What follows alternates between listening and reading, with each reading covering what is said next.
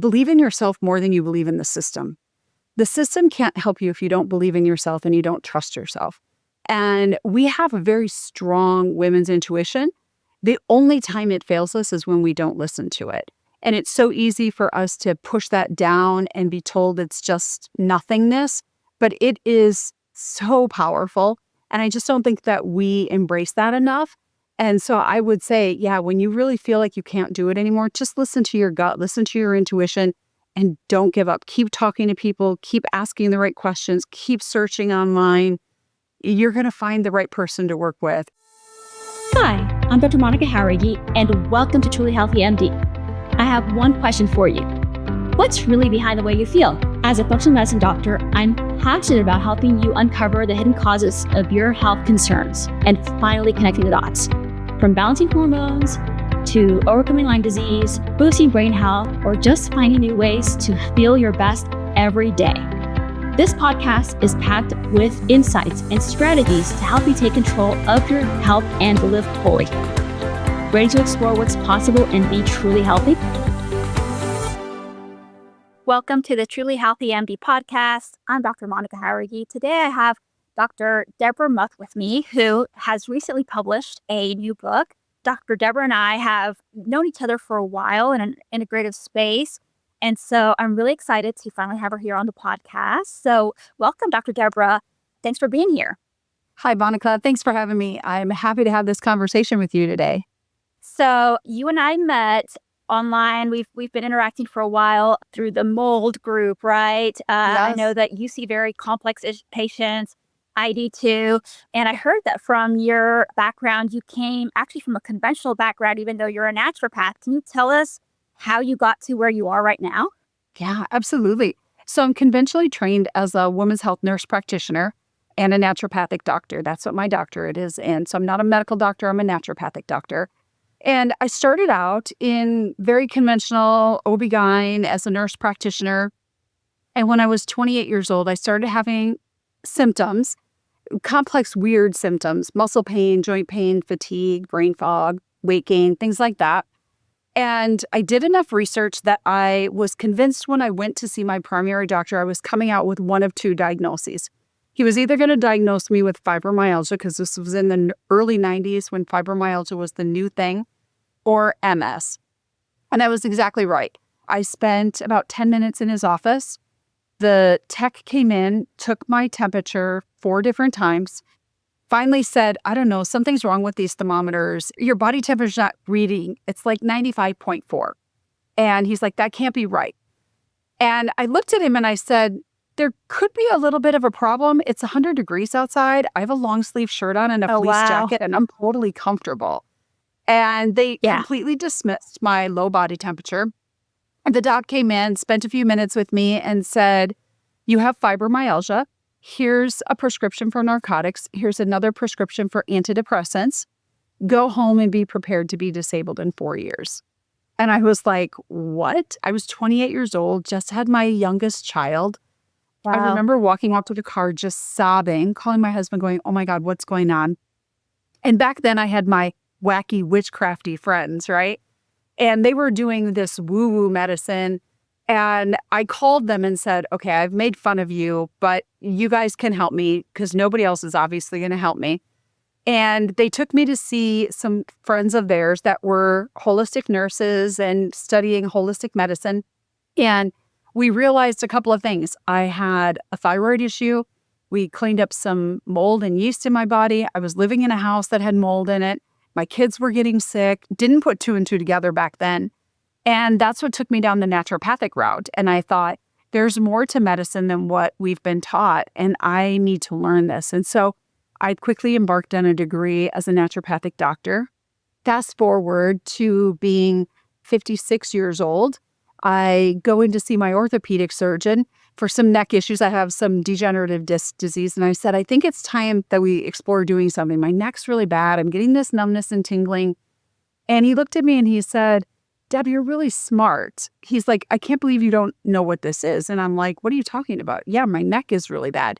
And he said, no, I think you have MS. And I went, oh my gosh, here we go all over again. And went back and did the brain MRI, had some white matter lesions. And he called me 2 days before Christmas, 3 days before Christmas, and said, "You have MS, you have white matter brain lesions." And I said, "No, in my world, MS is something else until proven otherwise." Never bothered to read the rest of the report that said my white matter lesions could be toxins or Lyme disease or traumatic brain injury. And when I questioned him about it, he said, "Well, you don't have any of those things." And I said, "I have all of those things." And he just dismissed it and said, "Please go see the neurologist. You can get on some medication. You're young. It's early. We can prevent a lot of disease." And I said, "Thank you, but no thank you." And that took me on this journey that created the book, Seen at Last. Seen at Last. And so I really, really loved when I was reading it. Definitely geared more towards women. Is that correct? It is. It's more geared towards women, uncovering their misdiagnoses and allowing them to reclaim their health. If you like this discussion, please hit the subscribe button and consider leaving us a review. It really helps people find us, and we truly appreciate your support. Is there a reason that you felt that you needed to write a book geared more towards women's health? You know, being a women's health nurse practitioner, that was part of it. I certainly do see men, and we see men in this arena as well. But unfortunately, the number of women that are dismissed is much higher than men. You know, it takes 4.6 years longer for a woman to get diagnosed with any condition. We have 60% of the women being diagnosed with an autoimmune disease. The statistics are so clear that women are treated differently in the healthcare space. We're dismissed more often with cardiovascular disease. So I really wanted to dedicate this to those women who've not been heard, who've not been seen, who've been told this is all in your head, it's anxiety, it's hormonal, you're stressed out because you're raising kids, and just completely dismissed by our traditional medical system. Yeah, for sure, for sure. I do like to follow other authors that have the same kind of message. Like, I don't know if you've heard of Stacey Sims, who's I think an exercise physiologist. And her tagline is, "Women are not small men." There's all these studies that are done on men and how fasting is better for them. And forget about pharmaceuticals. Pharmaceuticals do not want to put women in trials, especially reproductive age women, because you might be pregnant, you're out completely. Yeah. And so, the conventional healthcare system is much better built for men than it is for women. So I love all you guys out there. I will definitely treat you as patients too, but I'm always very happy when there is some attention put to why it's more difficult to get the correct diagnosis for a woman. Yeah, absolutely. And I agree with that. I think it's much harder. We're much more dismissed, and we're a harder test subject, right? We are more complex than men are. Our hormonal systems are different.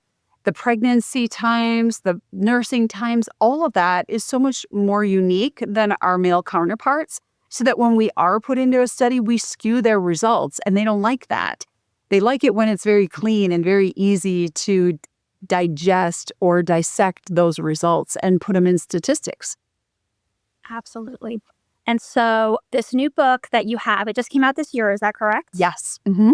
Okay. And I found it on Amazon. Is that the best place for people to find it, or where should people look for it? Yeah, Amazon or Barnes & Noble are great places to find the book.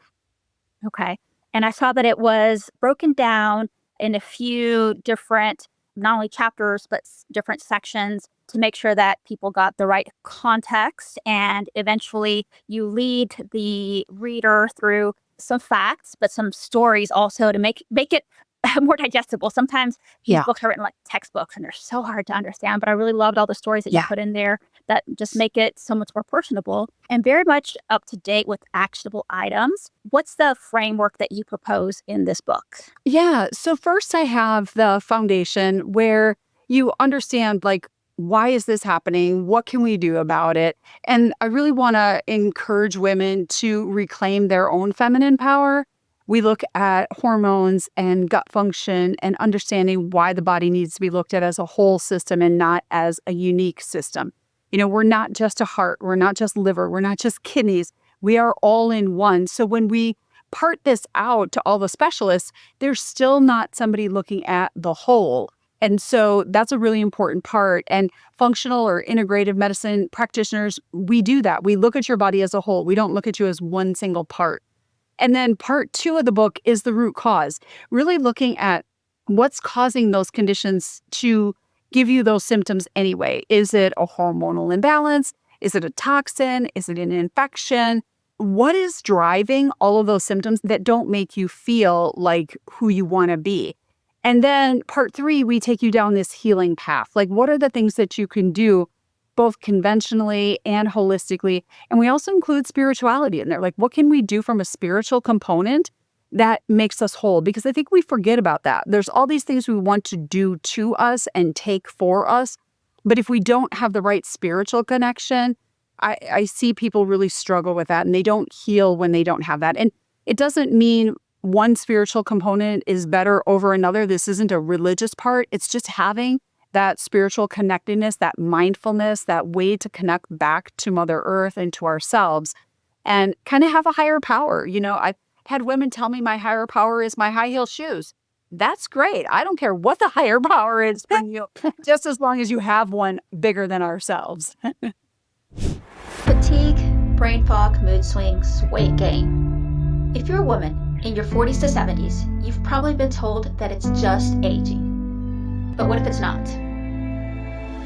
At trulyhealthymd.com, we look deeper. Hormones, nervous system health, hidden toxicities. You're not broken. You just need a doctor who really listens. Visit trulyhealthymd.com and book a consultation today. It's time to feel like your real self again.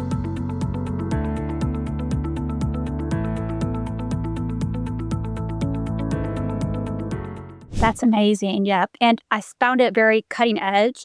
I really liked that you talked about peptides. I use a lot of peptides in my practice, and I find them very useful. A lot of times people say, I've done 5-6 diets, I've taken 50-60 supplements, but it wasn't until I got to the peptides that I really felt that change inside my body. What's your strategy to try to understand when it's a good time to integrate peptides into therapy? Because it's usually not something that we do the first visit or the first time somebody comes sees us. It's down the line, but people want to know a lot about this. There's a lot out there on the internet. Yeah. And so it's a process that you and I have to go through as clinicians to say, okay, this is where you are, this is where you need to be when we can start implementing those tools. Absolutely. I agree. I love peptides, and it has made a huge difference in my practice, bringing them in for patients to use. My patients that have been stuck and we've put them on peptides, they feel so much better. And I'm like you, I don't do it the first visit. Depending on what I'm dealing with, I like to build the immune system first because most of my patients have chronic illness, chronic infection, mold, Lyme, all of those kinds of things, viruses.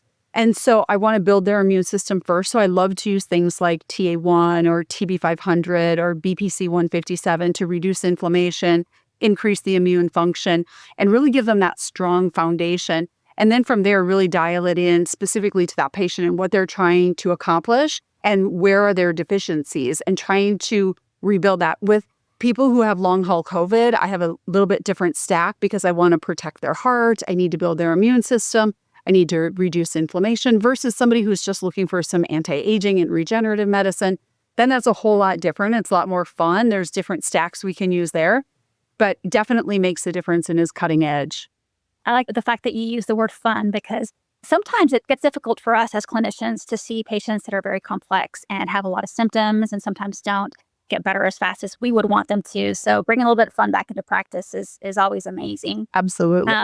I get a lot of questions, especially since I still run a lot of the conventional circles. I'm a medical doctor. I still do some hospital work about the validity of what we do. And is this evidence-based or not? Where do you start talking to people when people want to have that kind of conversation with you?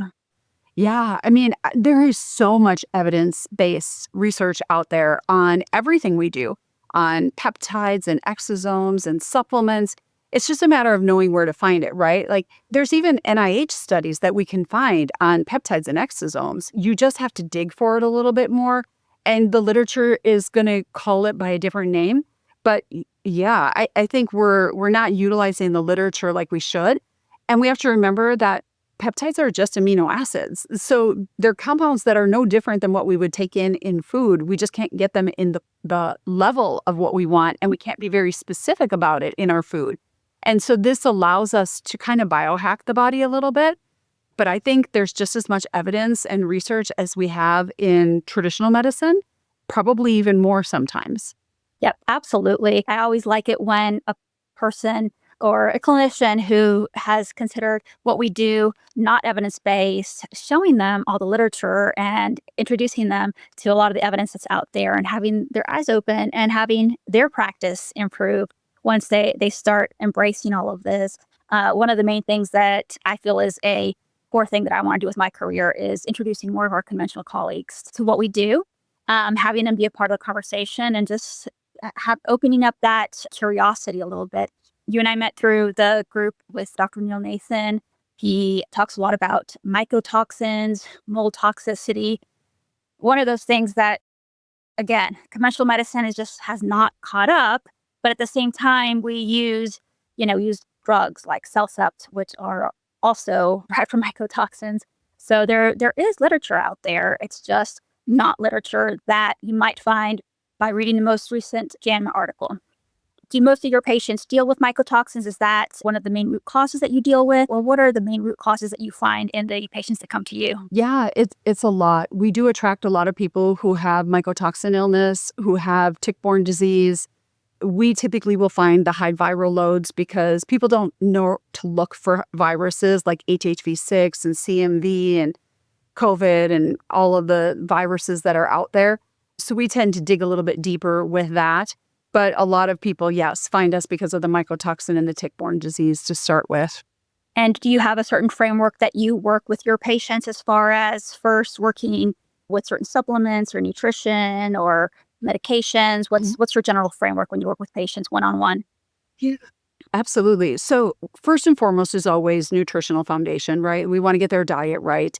A lot of our clients that come to us are pretty savvy. They've already done diet, they've done detox, they've done all the things. But if they're new and they've never done that, then we want to get the inflammatory foods out of their diet as quickly as we possibly can. We want to start to drain the lymph system, detox a little bit, open those drainage pathways for them so that when we start introducing killing agents, we don't make them feel like we're trying to kill them at the same time. And so they can do that a little more freely and they can still function and work. So then we'll bring in those killing agents. We're certainly going to do lab work at the very first visit, unless they come in with things like that, and explore all of their things. It's the biggest thing for us really is hearing that person's story. Like, I love to hear a person's story because in their story, to me, is their pearls. That's where the medical detective work comes in, where we can really dig in and put those pieces together. And they tell me the timeline of when things happen. And, I was okay until this happened, and then this happened, and then that happened. And those are all the clues that tell us what we're dealing with. And then we can target that pretty quickly. We have some fun toys in our office too. We have a biofeedback machine that we use that can help us identify different bacteria and viruses and parasites and which organ systems are challenged. And we do full body thermography where we can take a picture inside the body and we can find your quote unquote hotspots. And those hotspots are showing us the inflammation in the body. And they correlate to different things. So it allows us to really target very specific testing. And it gives us an idea before we even start figuring out what testing we need. So we can save people a lot of money by having these couple of things done in advance and then do their history and then start to develop their individualized protocol. I'm sure that a lot of people out there say, yes, definitely save me some money. Most patients that come to me have already spent half a fortune on a lot of tests, seeing different clinicians, trying a lot of things. And so if we can get to the root causes a little bit faster and get them more effective treatment, that goes a really long way. Yeah. And yeah, absolutely, I agree with you, listening to patients. And it's not just that first visit, but I always find it interesting when I've known a patient for a while and I say, wait, let me look back at what we talked about the first time. Yeah. Sometimes a lot of the clues were there, but it took a little bit of time for other things to resolve until we could get to a point where we could look back and we're like, oh, the clues were there. Let's go back to what you told me the first time. And so getting to know the person, a lot of factors, not just their lab work, but their family factors, their socioeconomic, there are so many things that go into who they are at that moment when we first meet them. Yeah, absolutely. And I think too, like once we start having that in-depth conversation, we start asking the questions, people go home and they start thinking about things and they start talking to their family, like where did I grow up and what was around there? And we start talking about environmental things, like How close to a golf course do you live? How close to the farm fields do you live? How much are they spraying around you? Because we don't think about those kinds of things bothering us, or what kind of companies are around you. And we start, doing some digging and looking at zip code areas. Did anybody have a toxic spill at any time while you were living in that area? And what kind of things got dumped into the environment? They start going through and they start looking, and then they come back with more clues for us. And the more clues you can give us, the easier it is for us to get to the bottom line faster. Yeah, for sure. I do think something that patients appreciate about working with integrative clinicians like us is that it's a path of their own self-discovery. It's not just us dictating where the treatment's going to go, but the more that they can be self-aware of their current symptoms, their current state, past things that happen to them, the more that they can be a part of us discovering what's going on with them. And that's a huge part of the healing journey, not just taking another pill, doing another detox. It's becoming a lot more self-aware and understanding your body, your path where you've been, and defining your future. Yeah, I agree. And I think there's so many people that find themselves for the first time in the midst of their story and their crisis. And unfortunately, I have a lot of patients who end up in divorce during this time frame for a variety of reasons. Some of it's good, some of it's not. Sometimes during these journeys, they realize that they're not with the partner they should be with, that it's actually making them sicker. And then once they leave that relationship, they start to feel so much better until they find another partner that's exactly the same, and then they become sick again. And so uncovering some of those secrets that we never would have done without having a journey of illness, it changes us. It really does. We're not the same person when we go through those things. Absolutely. And those are things that definitely can't be found in a pill. There's no way. Absolutely. And so it definitely is fun to bringing back that word to practice as an integrative clinician. There are so many things coming up in the horizon. Are there things that you've learned recently or that you've integrated recently to your practice that you're like, hey, this makes me excited to go to work and to start using this? Are there any things that are really motivating to you right now in your life? Absolutely. I mean, we kind of reignited our practice this year with exosomes, stem cells, ozone therapy, and all these really cool modalities that are really allowing us to hack our way into people feeling better. I'm really excited to see where plasmalogen therapy goes for repairing and regrowing the brain. We're actually seeing gray matter improve by 2 to 4 deviations in a year of more gray matter, which is exciting to see for all of the people with the brain inflammation and Alzheimer's and dementia and neurological conditions, because we are starting to see reversal of those things, or at least suppression of them, not getting worse. They're, halting, or they are improving at least. And so that's a really exciting therapy to be bringing in, and at times be part of science. That's really, really amazing.